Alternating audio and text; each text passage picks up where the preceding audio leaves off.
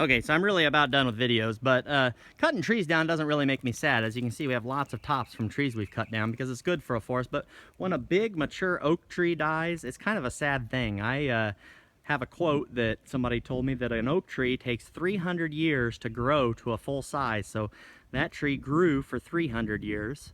And then it sat and just enjoyed life for another 300 years. And then it took another 300 years for that tree to die. Okay, now not this particular tree, but I'd say that tree is probably a couple hundred years old. It supplied nuts for lots of animals. Now what happened here, it's one of our Common Core state standards, you see that tie in there, everybody, is how water and air can change your land, okay?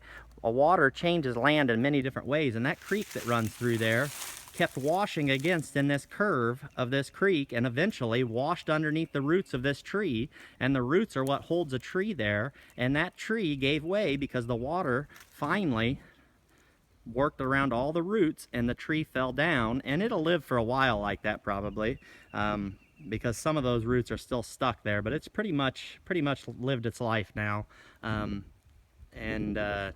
know, it's a cool big old oak tree. That's what we strive for.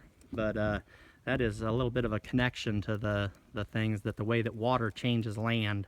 200 years from now, you come down here and this creek will be totally different. Okay.